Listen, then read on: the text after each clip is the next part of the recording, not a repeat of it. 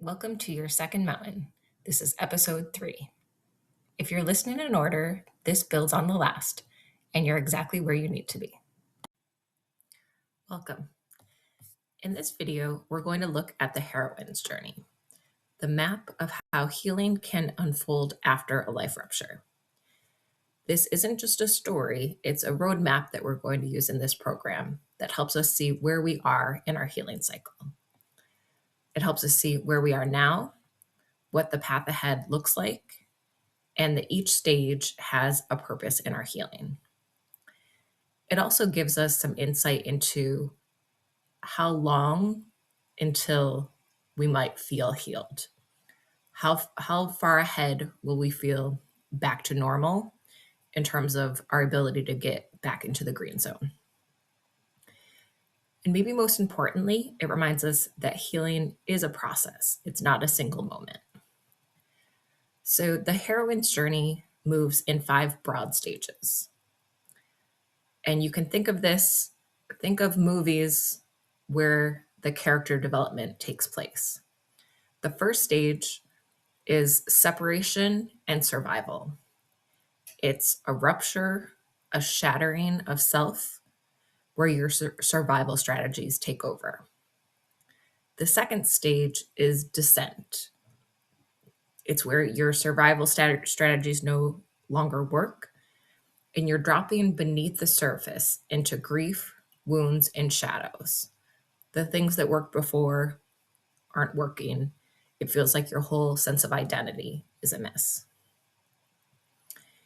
Stage 3 is initiation or alchemy. It's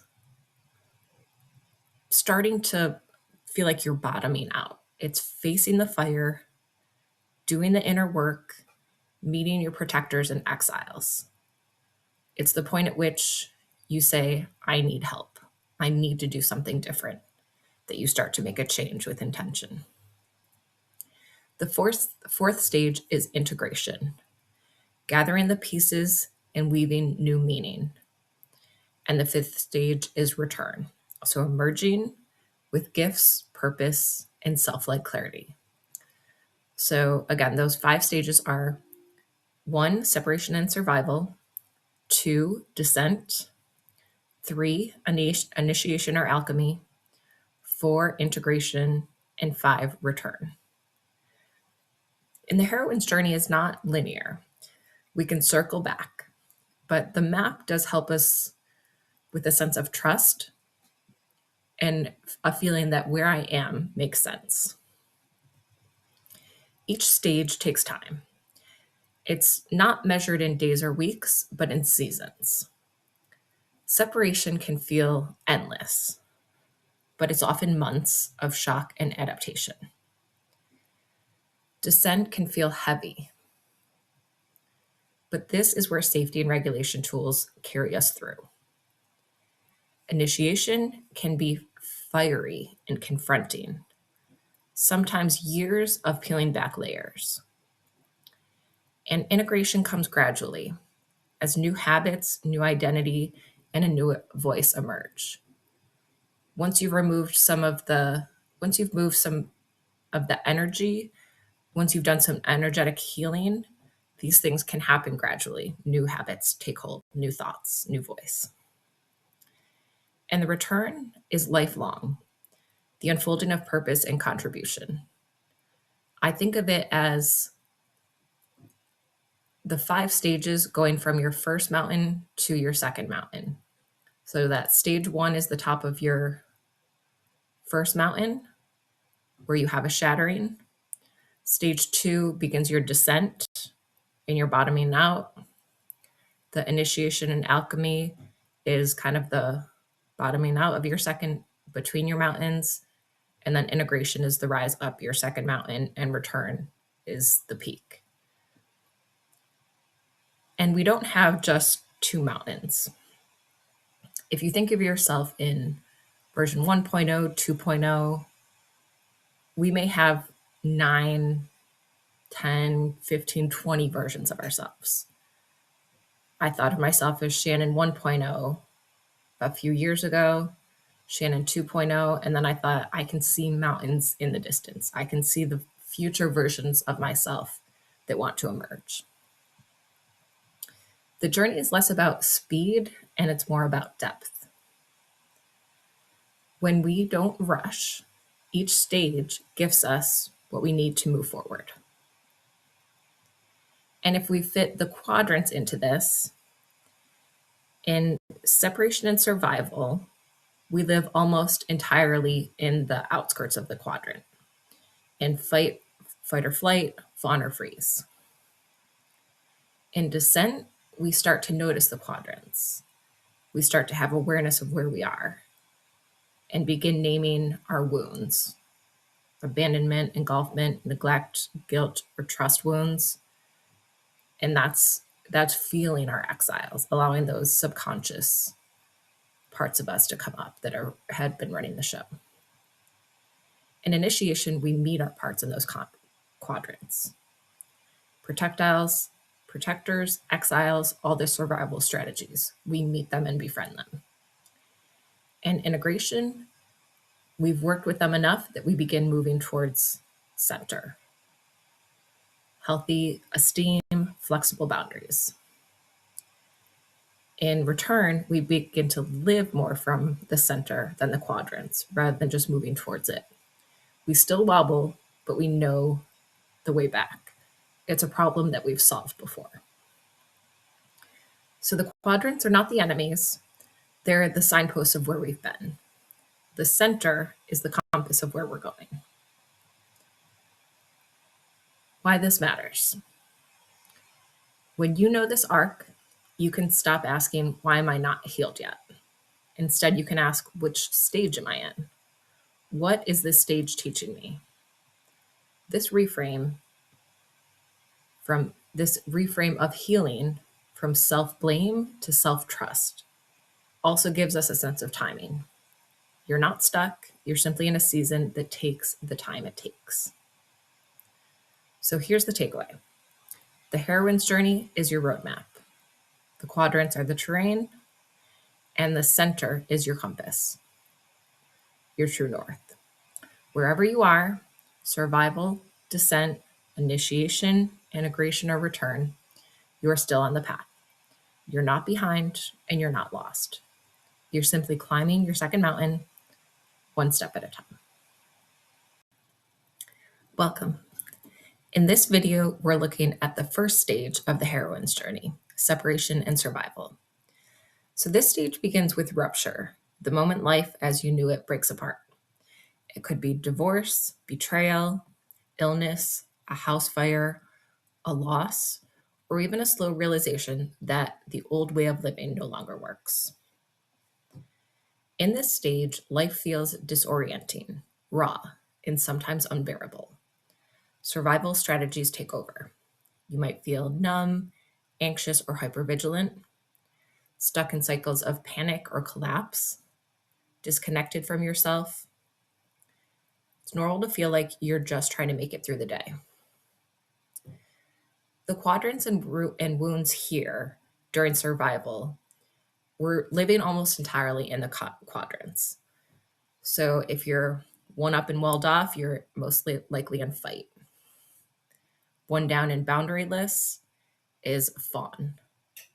One up and boundaryless is flight. And one down and walled off is freeze. Beneath these are wounds, so abandonment, neglect, engulfment, guilt or trust, all triggered at once. The quadrants become our shelter, even if they're cramped and painful. Our protector parts are able to stifle and subdue this pain. The work of this stage of survival isn't to heal everything, it's to stabilize. Gathering regulation tools for your nervous system and building safety, both internal and external, are the goals. We're allowing support to come in where possible. Healing really can't happen without this sense of safety. This stage is about creating those conditions for the descent that comes. So how long does this stage last? Often months. sometimes longer. And that's okay. Think of it like shock after an accident. The body and psyche need time before they can process. So in separation and survival, the wound is raw. The quadrants are home base, and the work is simply stabilizing, not fixing. This is the necessary first step. This is what happens after rupture, and it's natural. So remember, you're not your survival strategies. You are the climber. Even if right now you're just catching your breath at base camp. Welcome. In this video, we're exploring the second stage of the heroine's journey, descent. If separation and survival was about shock and stabilizing, descent is about going downward into the grief, the wounds, and the truth we've been avoiding. The descent often feels heavy. You may notice grief and sadness rising like waves, anger surfacing, and a deep exhaustion or feeling like you're carrying a weight. If you feel like you're losing ground, but actually you're moving closer to the root. The quadrants and wounds that we feel here, the descent invites us into. And so we're starting to see our wounds rather than just reacting from them. Abandonment is the fear of being left. A neglect wound is the ache of not being seen.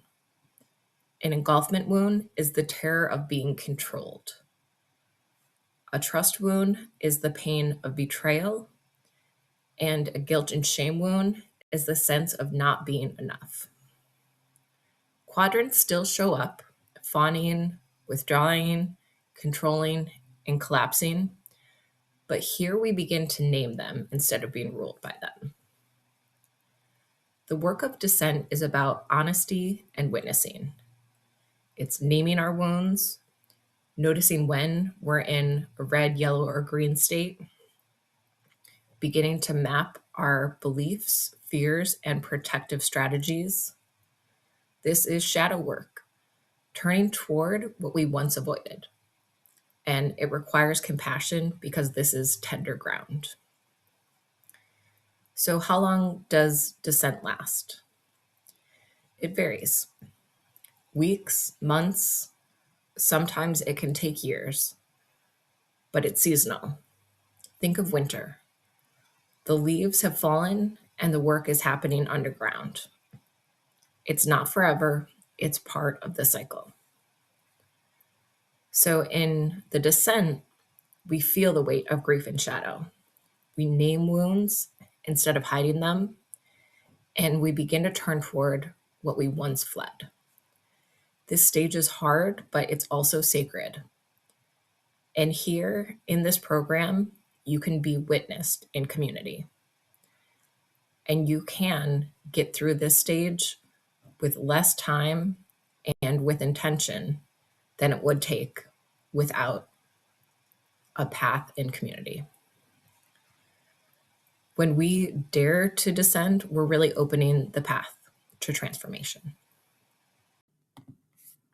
If this episode resonated, you can download the companion worksheet in the show notes. This series is designed as a starting point, a way to begin understanding your patterns and your inner world. If you'd like more structure and support, you can continue inside the free hub. And if you're ready for deeper work, you can apply to join a small group coaching circle where we do this work in real time together. You can find everything at yoursecondmountain.com. I'll see you in the next episode.